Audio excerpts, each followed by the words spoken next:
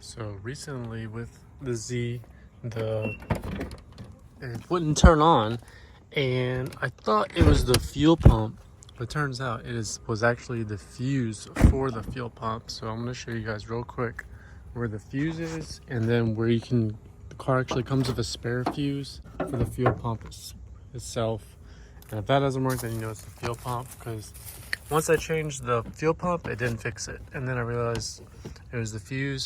So you're gonna take off your battery cover, you're gonna take off this cover, and the fuse box is right here. So once you take this off, you're gonna slide this fuse box out, and it's all gonna be labeled. It's gonna be a blue 15.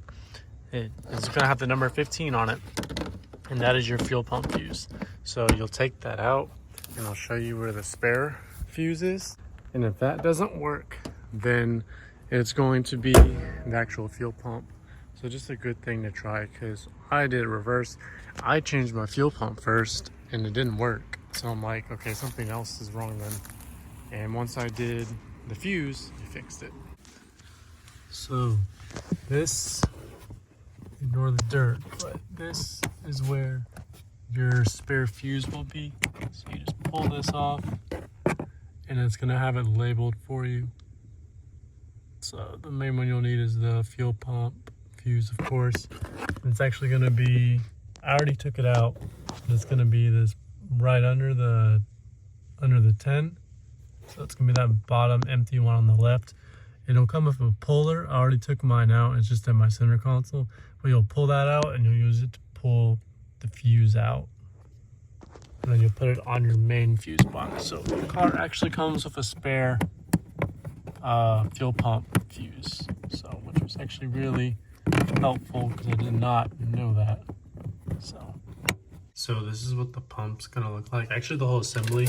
So this is what I mean by it's how it's already like together. So the tabs are different. It just has these two springs, and the actual pump itself, as you can see, it's basically, you can't really take it out. So that's the only downside, is you can't take it out. But this is a lot stronger. Like, this is a lot stronger, so you don't have to worry about this coming apart. The only thing you have to do is just put on the floater itself. It's the only thing you have to assemble. You just put it in right here through these holes. There's another one right here. You push it in, and then just make sure it actually goes all the way up and down. And that's about it. I don't think anything's really wrong with this pump, because I got a new one ordered, or I put the new one in, and I didn't realize till once I put the new one in that it wasn't the pump, it was actually the fuse. So this one's still good, but I mean, I've had this one for 2 years, no issues. So for like 50 bucks, it's really a good deal, especially since you're getting the whole assembly with it too. And the assembly is usually the more expensive part. So hope you guys enjoyed this video. Hope you learned something. Hopefully it saved you some money. Definitely saved me a lot of money. So I highly recommend this if you're like on 93 and if you're stock. Or I mean, you can put it in if you're tuned. I mean, I had it in when I was tuned. I've had no issues.